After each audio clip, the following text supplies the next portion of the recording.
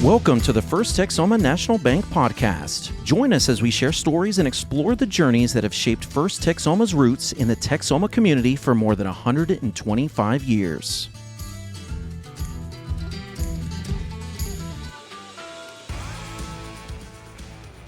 Hello, everyone, and welcome to Episode 3. I am your host today, Mike DeLauro, and I'm here joined by two very special guests, Mr. Jerry and Shannah Arthur, owners of Bushwackers Land Clearing, established in 2010.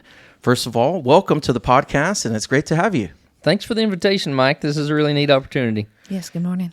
All right. Well, we'd like to start with your origin story and starting at the very beginning. And what led you to start Bushwackers Land Clearing and what those early days were like? Yeah, well, Mike, Shannah, and I both were school teachers, and I had a 20-year career as a teacher here in Oklahoma. Shannah started out in Pottsboro, Texas, and ended her career here in Oklahoma after 10 years for her.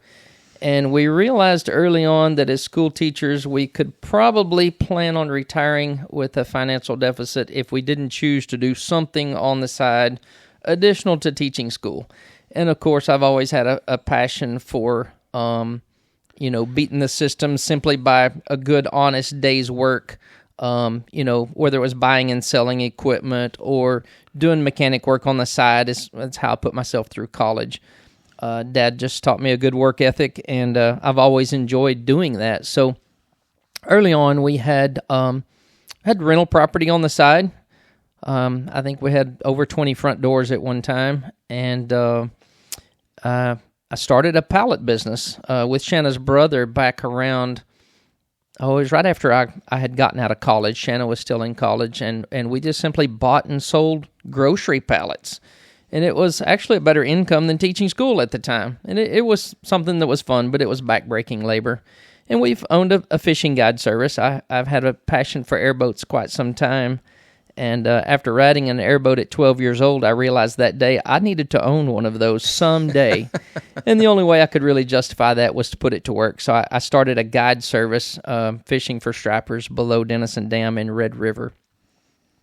And a time came along that we were seeing some information in the news about the Noble Foundation over in Ardmore was offering some funding, some assistance to help farmers and ranchers eradicate red cedar trees out of their pastures. You know, red cedars are quite invasive, and they're taking over the countryside. They're a fire hazard. They use up a lot of groundwater. And I saw an opportunity there that if someone was going to help farmers and ranchers pay for it, it was likely that farmers and ranchers would want to participate in that program. Sure. So we built a saw to go on the front of the skid steer to cut down cedar trees. And I acquired my first two jobs. We go out and do these jobs and cut down the cedar trees. And at the time, the idea was to put them in rough stacks here and there scattered throughout the pasture. And both of those projects were successful. The customer liked what we did. The customer liked us. And they then invited me to clear out a forested area. They wanted to do some deforestation of brush and undergrowth and keep their larger, mature trees. And I realized you can't do that with a saw. You can cut down a tree and leave it laying or maybe carry it to a stack not far away, but you can't clear out an entire forest. So I came home and started searching on the internet. I learned what a forestry mulcher was back in 2010, early on. And within a few days, I owned my first forestry mulcher. Bought something used, of course, and it was just a big amount of money. But we went out and bought the mulcher and a trailer. Went right back to those same two customers. We were successful at doing some deforestation for them. And, of course, a forestry mulcher is capable of mowing down brush and even trees. It just simply turns it into mulch and casts it right back onto the soil. Sure. And rather than using a bulldozer that, you have to wind up scraping off some of the topsoil to get smaller trees, and then as you form a burn pile with a bulldozer, the dirt keeps the entire pile from burning. So very often you have to come back and reorganize that pile and reburn it 3 and sometimes even 4 times to get it fully dissipated. Wow. Well, with this mulching method, the mulch just gets cast right back onto the soil. It's good for the soil. It minimizes soil disturbance. It does not overly disturb the keeper trees. You don't hurt the roots of those good trees, so they flourish. Sure. And again, we were successful with those first 2 jobs that we had previously just done some saw work for them. And we realized this was going to be a good business opportunity, and the business just took off from there. Sure. Within a couple of months, we bought a second machine, and I had hired one of my former students. It's like I had interviewed him for the previous 2 years as I was his auto service instructor for a while. And we bought a third machine and a fourth, and before you know it, we decided we needed to form an LLC, which, happened a couple of years later. We started out just as a DBA, but, basically we started this business not really knowing the craft. We just realized that there was a void, and we figured out how to fill it. That is a tremendous story there. And Shannah, if you'd like to maybe, if you recall those early days, maybe something that really stood out in what those early days were like from your perspective. From my perspective, there was a lot of learning going on both of our parts. I wasn't obviously as active in what he was doing and learning, but I was also learning how to take care of yet another business. We had our rental business, the pallet business, and Jerry was spending a lot of time on weekends and our holidays and his summer breaks learning this business, and spent a lot of time away from home. There wasn't a lot of free time, but that's okay in that stage of life. It's what's required. Sure. Yeah. I had trouble convincing her of that on some weekends. Sure. So it was a learning curve for us also in our marriage, that we realized we were building a business. We could not have seen what the scope was going to be at that point. It was just a side gig for a long time in my mind. Sure. Even after it had grown big, it was still just a side gig in my little feeble mind. It would be 3 or 4 years for me before I realized really the brevity of what the potential was. Sure. In this region, there was not a lot of land clearing companies at that point, so we kind of had to reach outside of this region to see what other companies looked like. And even then, there weren't a lot of websites that you could go to. Really, in the early days, Facebook was just kind of gaining its footing. And so Sure. Jerry kind of had to dig for a lot of information early on. So we really got in this region kind of in the infancy in this market. Sure. It was interesting. The scope of my advertising was just Craigslist. It's all I knew. Wow. Yeah. Yeah, we just started out. He would post ads every day on Craigslist, and that was really how we kind of built our business and reached customers. That's fascinating. Yeah.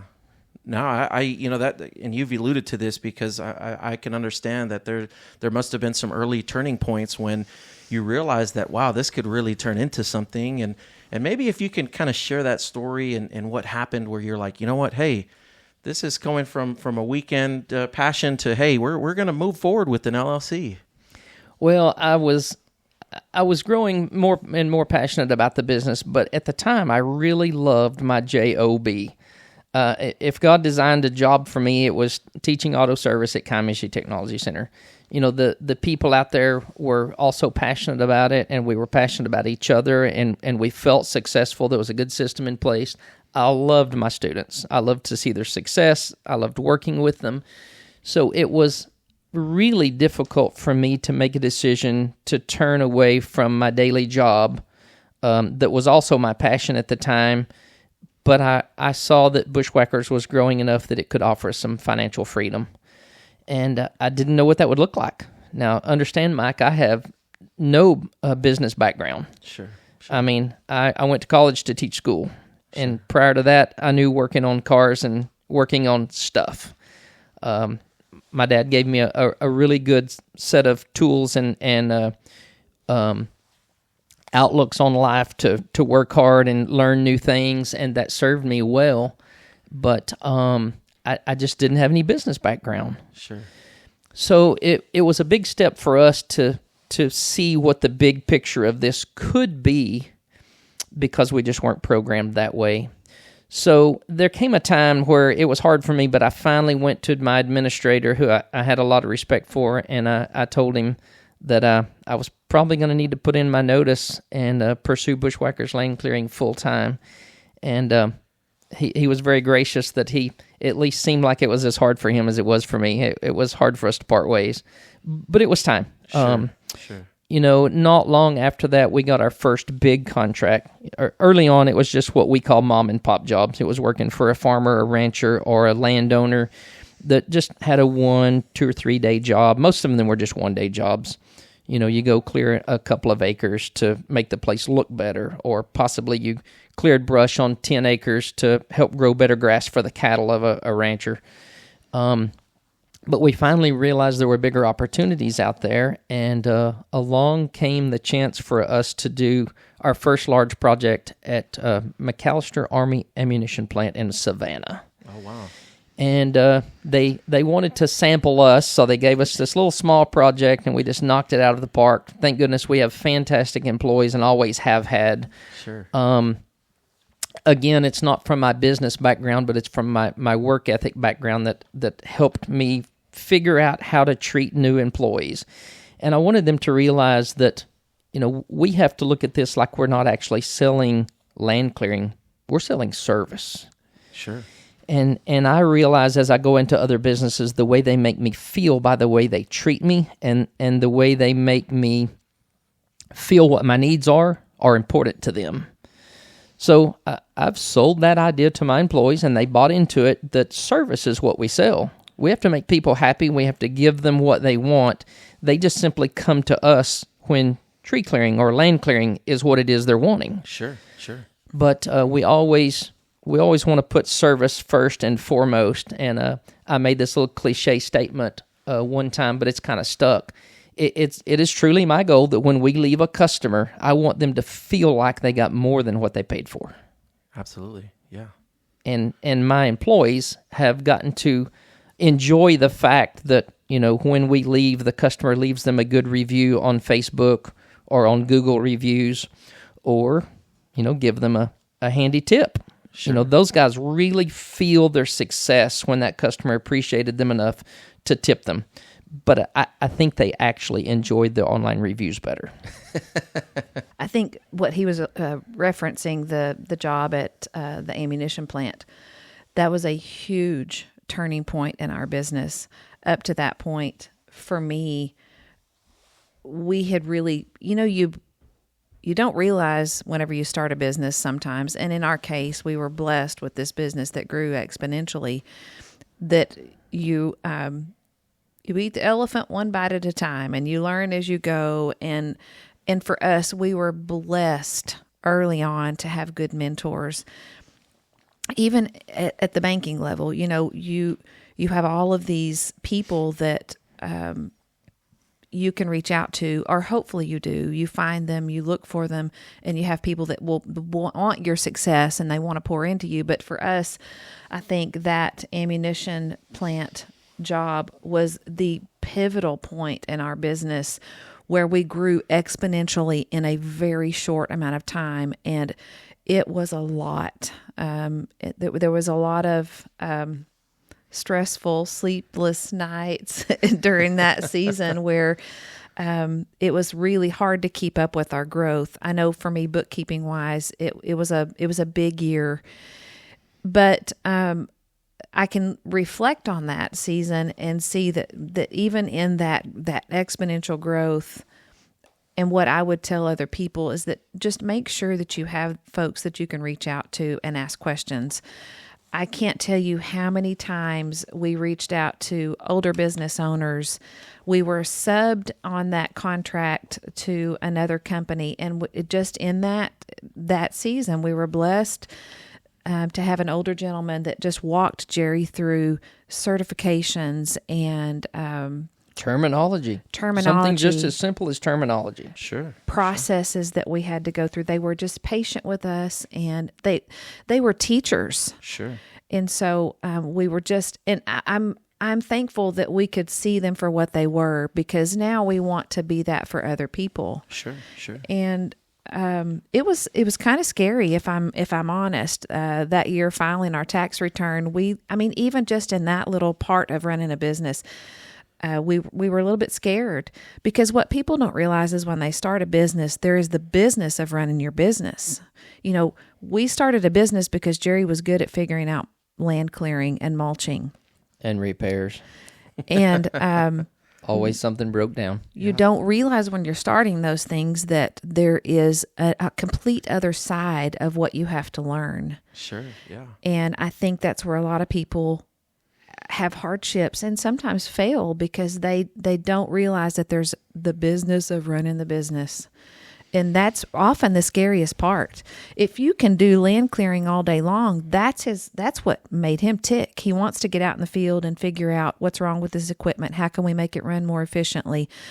Those were the things that he loved. But then we realized, oh my gosh, this is growing so fast. We've got to figure out these other things. So Sitting at a desk was not so much fun. Sure. So early on that year, I think it was 2017, 16. we learned a lot. It was like drinking from a fire hydrant. Sure. No, I can imagine. And that's it. Very interesting. I mean, both of your skill sets, being able to complement each other and into seeing this growth and the evolution. And maybe that's a good segue into that piece, because I feel, as you mentioned, a very interesting turning point. Jobs of this scale, now it's like, hey, we've got that first one under our belt. And, maybe if you can talk about how, that kind of opened up more opportunities. And I would imagine being able to use that job when talking to future clients, like, hey, this is what we've done. And maybe if you can talk and share a story about that evolution from that point. Absolutely. Well, I'm going to back up just a little bit and continue to answer your first question, as Shannah did. It was long about this point that we met Art Stauffer. At the time, he worked for a different bank, but I have to pat Art on the back. I mean, he became a partner and a mentor for us, and it was part of that learning process that Shannah just mentioned, where you're learning more about banking and business terminology. Again, we have no business background, either of us. We just know how to work hard, and everything else we had to learn along the way. But it was these mentors that we met. God just puts people in your place, and you have to sometimes meet them where they are and figure out how to interact appropriately, in a banking setting or in a large business meeting, a pre-bid meeting, or seeking out certifications at the state level. We just didn't know what we didn't know. But if there's one thing I can say about Shannah, I mean, there's any dream we have, she's the one that puts wings to it. And she always says, you can do this. And she takes on that same attitude for herself. So, a big part of our success is having somebody who believes in you. And that was Shannah and my parents for me. I've just always felt like I had that support. And that's not do or die, but it was integral for my success. So, back to that turning point with this big job, it was important to have that success and be able to look back on it. Running a business of this size can be very similar to you just simply running your household, checking your own bills and the income. And I was taught many, many years ago that you just have to think in bigger numbers. It's the same principle. You just have to think in bigger numbers. You can't run scared from a $20,000, $30,000, or $40,000 a month diesel bill. Sure. You just got to be sure there's income there to match it. Right. That's not always easy. He just said that so flippantly. That's how I bold myself up for it each month. Like, it's not a big deal. I have to convince myself of that sometimes. I would imagine that through this process and through this evolution that there must have been some challenges and lessons along the way. And maybe if you can share one of those tough challenges that you faced and really what it taught you and maybe some resilience that came from it. I don't think resilience was a problem for me. Probably my largest demon that I had to fight was balancing work life and family life.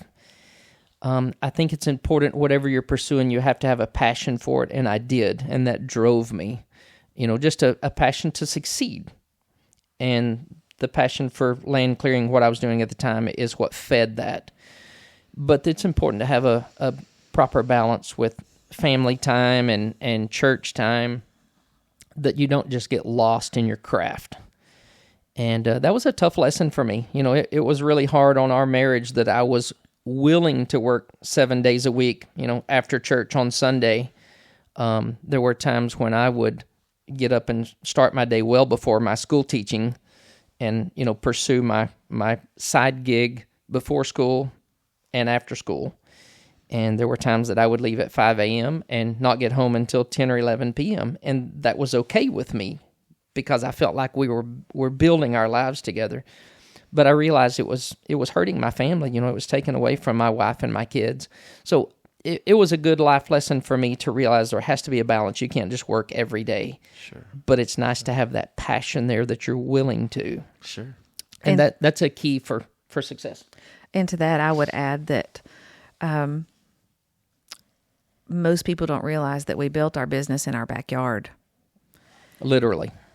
And so we have raised our kids with our business in our backyard.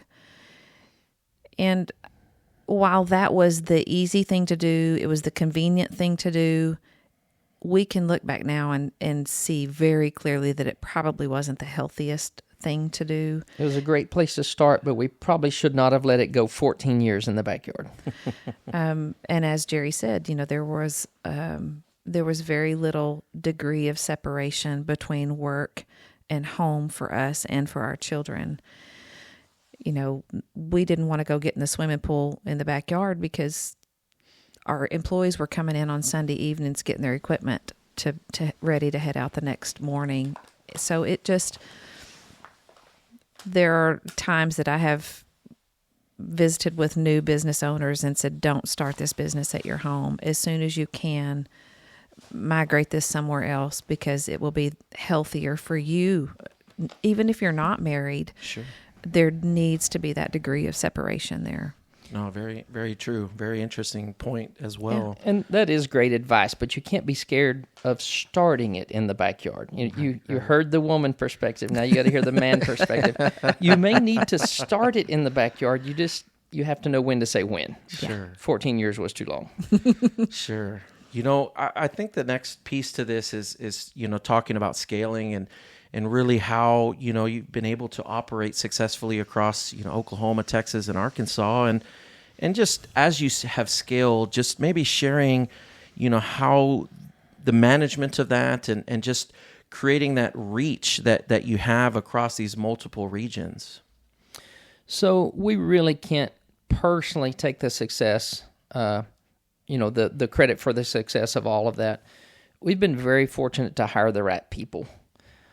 We have had some fantastic individuals who have become our family as employees of Bushwackers Land Clearing. And we couldn't do it all alone. Now, in the beginning, we thought we could.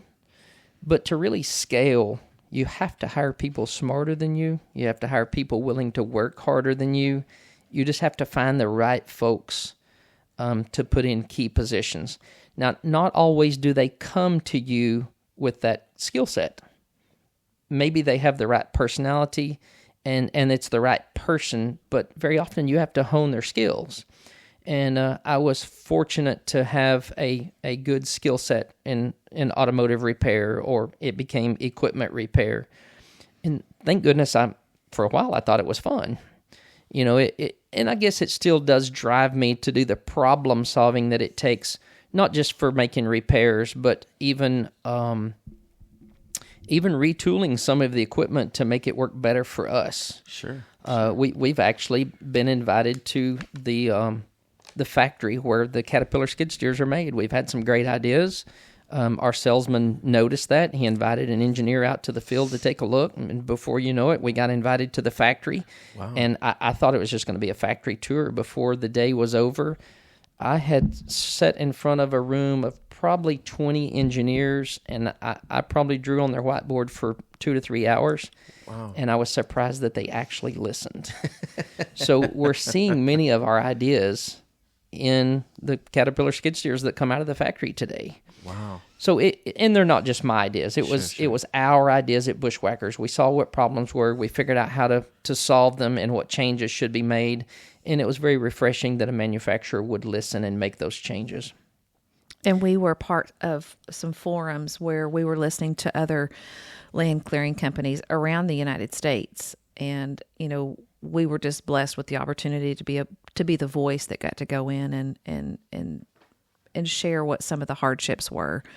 So that was a big pivotal point. But, we've been blessed that we hired some teachable people that were the face of our business. Really, we got things going. We hired good, dependable people that were good operators and in most cases were decent mechanics, so that, whenever you're sending somebody 6 hours from home, they've got to be able to manage a lot of things on their own. You're sending them with an expensive piece of equipment, an expensive service truck and a trailer and all of the equipment that they need to take care of that, sometimes for a week at a time.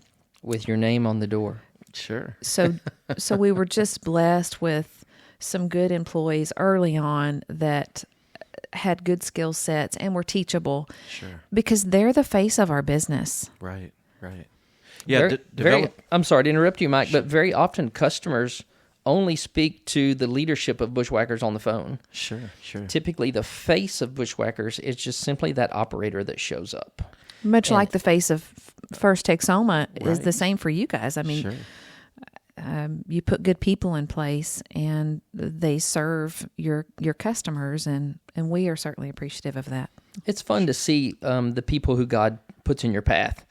It could be the same people, but at times you need them, and then there's times they need you.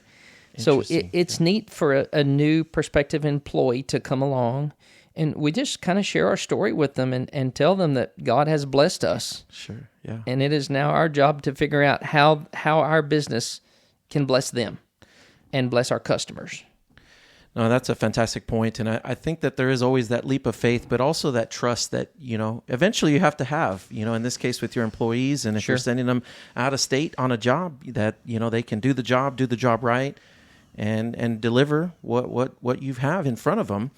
And really, you mentioned this kind of early on in your intro here, but I found it interesting, the media element of your website and just, utilizing and really how everyone in the community and just people that are wanting to know more about your business. And maybe if you can touch a little bit on the media and the videos, even the video that I saw this morning was a job fair video that you've put together, which is very impressive and, really explains the story, the mission, your culture. But if you can maybe touch on that and just how you've been able to develop that side of the business is the media and the videos with the social media. Well, that video or that piece that you're referring to is just almost comical. I realized that day I was not a face for television. I'm more of a face for radio, I think. This podcast suits me well. But, I've been fortunate enough to have been asked to participate in an 8th grade career day for a number of years. And there is a local workforce institution that puts this on every year for all the county schools at Southeastern. And they simply ask business people to come in and offer some insight for different types of jobs that student may pursue. And I usually talk on the area of heavy equipment operation. And then, so I've been invited to speak to these students on a couple of different areas. And when COVID hit, they decided kind of last minute that we weren't going to be able to all meet in person. So, again, God put people in your path. We do some sponsorship with Mike Harrell and Surrender Outdoors, and I asked him to come in and help me film, a narration of what I would have said to the students that day. And we were able to do it on site at Bushwackers Land Clearing and showcase some of the equipment and, make it as interesting as we could. Now, Mike's subject, Jerry, was not very good. I mean, I had never done anything like that before, and I realized how nervous a camera could make you. And I think poor Mike, he probably changed up that, and edited that video for a number of hours to make it work. But I decided that would be pretty neat for us to put on our website and let the community, or let our customer base know that we enjoy serving the community. We'll sponsor kids who have shown fair animals, or baseball teams, or banners at the rodeo. We try to answer yes every time we can.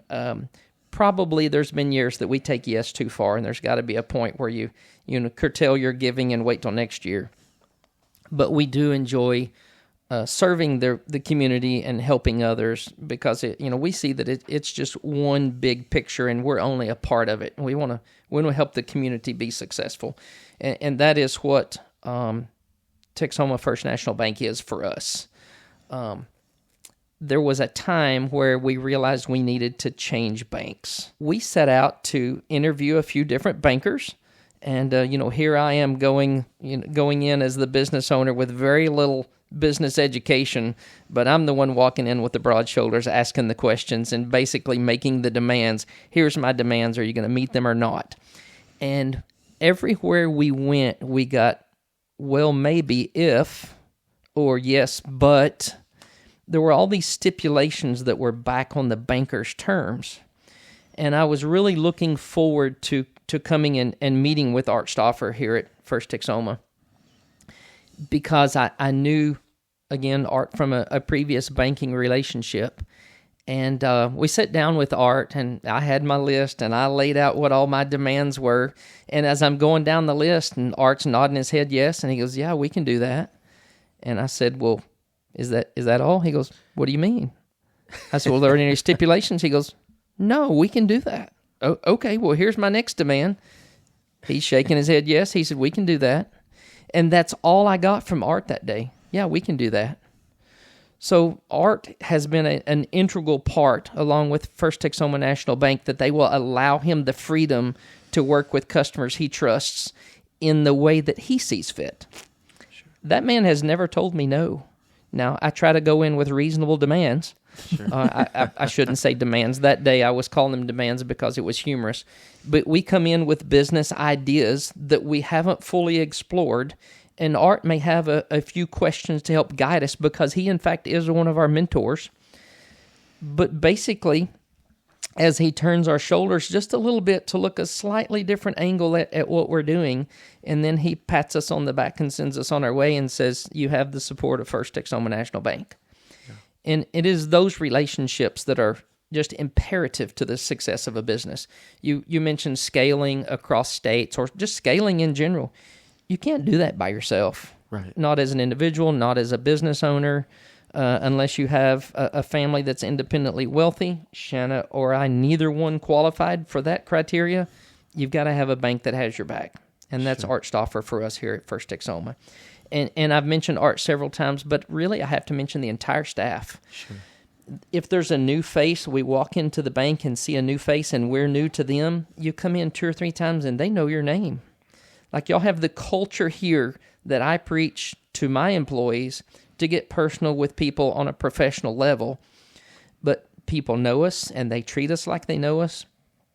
If I have a need that can be taken care of over the phone, I ask for whoever has been working with us the most, or who has been assigned to us. And if there's not available, there's probably 3 or 4 other people that I could ask for, and they know me well enough to point me in the right direction, or they just take the bull by the horns and make that task happen for me that day in short order. Like, we're super impressed with this bank, and we have no intentions of going anywhere else. Well, we appreciate your kind words, and I've got to share a quick, funny story. But this morning, as I was preparing for the podcast, I happened to turn on the website one of the videos, and one of our personal bankers came into the office, and of course, she was checking the night deposit box, but she could hear the audio from the video, and she said, "Mike, is that Mr. Arthur on that video?" And just recognizing your voice without seeing you, and I thought that was really fascinating. That just again, that relationship and knowing, and being able to assist you with your needs on a day-to-day basis, or if there's something that hey, there's a question, just being that sounding board, and as you alluded to with Art, sometimes that perspective and just listening is something that can really help get to that next stage in your business cycle. Your bank provides that kind of service. And I will say this as far as our growth and how we continue to evolve, there's a lot of moving parts in a business like ours. And I can think of other businesses in our community, whether it's heat and AC companies or plumbing companies. Those types of companies understand where I'm coming from here, but there's a lot of moving parts. There's a lot to keep up with.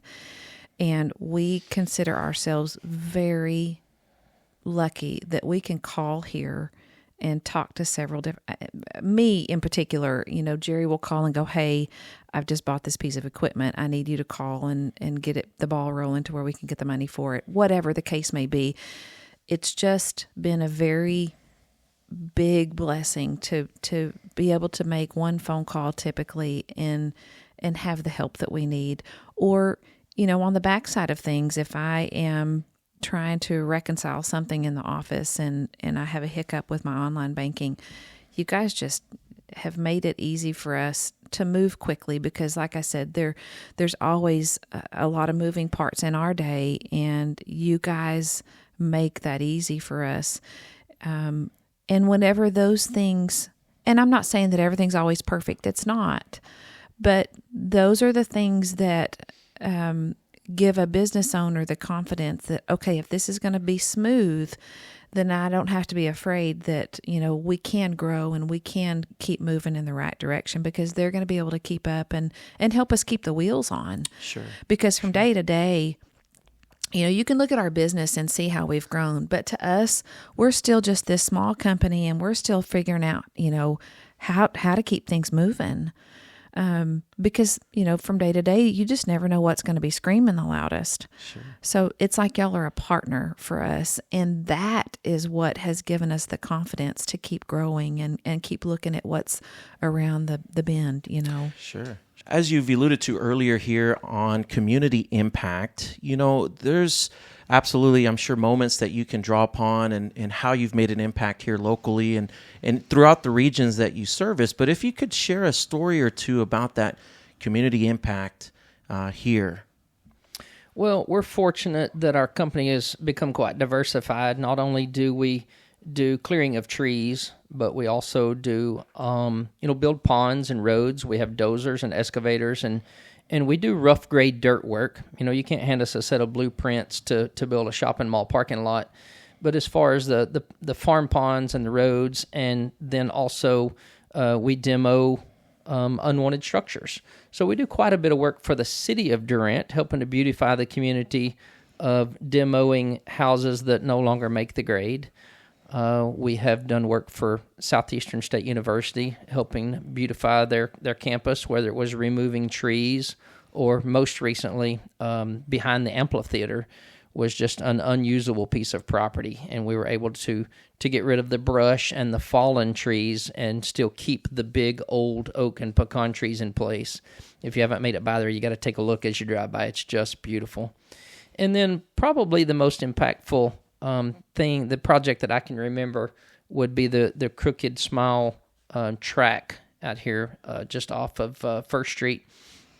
There was a time that was just a dream, and thank goodness we were invited to be part of that, and we helped with the initial stages of just clearing the area to provide the track. It was just brush and trees and overgrown and just an unusable piece of property. So we were able to bring out our specialized equipment and our expertise on our craft and opened up the track. And it is just really neat to see what that walking track has become and what it means to the community and the young man that it represents. The Sherrills are just a fantastic family here in the community. So I know that's near and dear to the hearts of folks who know what it represents. And we're just elated that we could be part of it. Absolutely. As we come to our three final questions, and this has been a bit of a favorite for us to ask, is if you could share one pearl of wisdom that's guided your success as business owners, what would you say? We can probably speak for 15 minutes on this ideal because Shannah and I, mostly Shannah, has an incredible amount of wisdom about life, but things that we've picked up about business from our mentors. Shannah, I'll let you start here. I think my biggest pearl of wisdom to people is to not be afraid. And if you take that leap of faith and that step towards building a business, make sure that you keep an open mind and you are not afraid to ask questions. Jerry and I, throughout the years, have, if we don't know how to tackle what's ahead of us, we've just never been bashful about calling people that we know we can reach out to that have been mentors for us. And when we didn't have those people, we have people in our back pocket still today. I can think of a handful of folks that we call. Some of them are not local. They're people that have poured into us for years that we met through other teaching positions or contracts that we've been on. People that work in very different, have very different backgrounds. Just don't be afraid to ask questions. Call your banker. Make sure you have a good CPA that you can call and ask questions. Have people that's what they do. They coach small business owners. Look for people to ask questions of, because there's people out there that really, really want to pour into you and they want to see you succeed. You can't be too bashful or too proud to say, I don't know, or I don't understand, or I've never heard of that before. Sure. Yeah. The other big thing here is just be willing to work hard. Sure. Yeah. You've got to be willing to get up early and do the thing, whatever that is, whatever you're choosing. You have to research, you have to know your craft, and you've got to be willing to get up and work hard. Much like Jerry was saying, there have been so many years that he is at work before 7. He doesn't come home until, it's time to eat, shower, and go to bed. And while we've all made sacrifices, everybody in our household has made sacrifices for that. There's also an element that, we've learned from that's what it takes to succeed. And I still giggle because Jerry's brain never shuts off. He will wake up in the morning and go, I figured out how to solve this problem. I figured out how to fix this piece of equipment. You just don't turn off. I mean, there's a certain element that if you're doing something that you're passionate about, it's always there. It's always present. And you have to persevere and you chase that. Sure. Shannah dreams about the well-being of people. I dream about moving parts. But together, that's been something that has served us well, that we want to complement each other. And I will say this specifically, if you're a couple and you're building a business together, make time for each other. While you may be pursuing a passion, you also need to understand that you have to put things into perspective. For us, we try to keep things in the right order. You keep your faith first, your marriage second, your kids next, and for us, our business and our friends. You have to keep those things in order. And there's a homeostasis that goes with all of this as you're growing and you're evolving and you're getting older and you have more to reflect on, and you can look back and go, wow, we did this right, but we didn't do this right. And you can't beat yourself over the failures. You're going to have some failures. Go in knowing that you grow from your failures. That's a lot of where your education and what you're doing comes from. So just don't be afraid. Take the steps. Find the people that will mentor you and pour into you and be your cheerleaders, because those are important. And figure out, what you want this to look like. And sometimes you don't know what it's going to look like. Had you told us 15 years ago that we would be where we are today, we would have laughed at you. Just a side gig. That's all it was at one time, just a side gig. And there's days that we really don't realize what we've built. And I think that's important too. Stay humble. Sure. Because the things that we have today could be gone tomorrow. So, love your people and and keep things in order and pray that the Lord will just keep blessing you with one more day. He doesn't get us somewhere to just often let us fail. So just keep things in the right order. And I think that's very, very well said. In fact, I'm sure that, for those listeners out there, that's something that they can apply to their industry or their business. If they're looking, there may be someone that's looking to start a business and stumble upon this podcast. And I think that's a fantastic pearl of wisdom there. And, again, this question is kind of one we'll finish on here. But if there was a crystal ball in front of us and you could, predict where Bushwackers will be in 5, 10, 15 years, if you could kind of give us some insight as to where, if you look ahead, where you see your business. It's hard to say. Our children have other goals and dreams. We have a daughter, Bailey Jo. She's in medical school. She wants to pursue medicine. We have a son, Jake, and Jake has wanted to be a pilot his entire life. He has been a pilot since he was 17 years old, and he's now pursuing, a career being a professional pilot, but also wants to pursue business.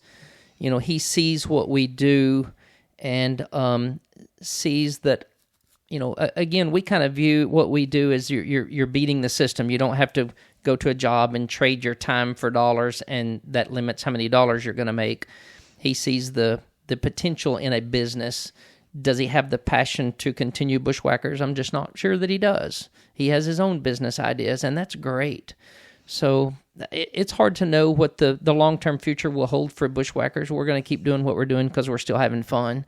And that would be one of my pearls of wisdom, is to find something you enjoy doing. I've told this to my students from, 8th graders up to my adult students. Find something you enjoy doing and figure out how to make a living doing it. It doesn't feel like work. I mean, it's still work, but I really enjoy what I do. I enjoy the people I work with. It's really important that Shannah and I are very careful about who we surround ourselves with, whether it's those employees that continue to bring a positive environment to Bushwackers Land Clearing office and shop. It's important to have that environment where not only are we having fun, but it is truly my goal for my employees to enjoy what they do. I want them to be proud of who they work for and who they work with, and they go say positive things about Bushwackers out in the community. I just want to create a healthy environment where they can have fun coming to work, and that's what I want for myself as well. As far as the success of a business, again, I've shared this with my students because a mentor shared it with me, but it's important that you surround yourself with the right people to have the right outlook on life.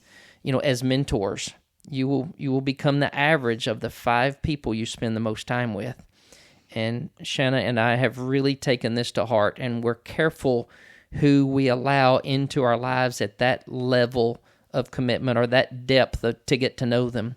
Now, do we want to reach down and help people who are down? They're possibly not in a position to pour into us, but it's our opportunity to pour into them. So we still want to surround ourselves with those people as well that we can help. But as far as building the mindset to have a successful business, we're talking about mentors or your counterparts that also have dreams. You will become the average of those 5 people, and we truly believe that. So the other thing I would like to add is you don't have to be the specialist at your craft to get started. Plan on learning along the way, because if you wait until you know everything to get started, that day won't come. We began not knowing what we were pursuing. We just figured out what path God was pointing us in and continued to go in that direction, utilizing those opportunities and those people who wanted to help us along the way. And, our business has morphed into something quite different, as Shannah was saying, than what we could envision 16 years ago. But it's still fun. Yeah. And I will say this. I am watching a younger generation of people that we're hiring for employees, and they bring a new perspective to what we've done for, a little over a decade now. And we're learning from them. This kind of reflects back to social media, but how we market is different than where we started. And I can see where that is going to continue to evolve and change. And I am hopeful that Jerry and I stay flexible enough that we can listen to what the younger generation brings to our business so that we can grow and meet different demands or new demands. And that would also, that would be in the, as we have new customers and also as we have new employees. Even our son and his fiance are teaching us new things about how we need to reach different individuals. So I just hope that as we continue with this business, that we continue to learn and just make this business what it could be. Who's to say where we'll be 10 or 15 years from now? Bushwackers, I think, will still be around. We're not going anywhere. We don't have any plans to. We just don't know what our roles will be in this. Yeah. Sure. No, I think it's really fascinating. You mentioned that about reach, and it almost kind of full circle too. Is early days of Craigslist to now, how we're on social media and Facebook and Instagram and all the different platforms, and just how people are consuming media differently now, and that's an evolution of sorts too, and so I think that's been a really interesting to hear just the origin and just how it's evolved over time, and really appreciate y'all for coming on and sharing your story, and we're appreciative of you as customers, and invite those listeners out there that if you're looking for a bank that you're looking to start a business, and we want to be that community partner for you, and if there's questions and guiding you on this process, we definitely want to be that option and being able to be that support that maybe you might need. And but we appreciate all the listeners out there. We want to be sure that you like, comment, subscribe, and tell someone about this podcast. We want to see this grow and bring on distinguished guests and business owners such as yourselves. And we really appreciate Jerry and Shannah for coming on today. And look forward to seeing your business continue to thrive. And again, we appreciate y'all as customers. We were flattered that you would invite us here. We appreciate the opportunity to share our story. And I would encourage the listeners to choose First Texoma National Bank for their business needs. You guys are a fantastic partner to grow a business. Absolutely. Thank you for your long-standing relationship with business owners in this part of the world.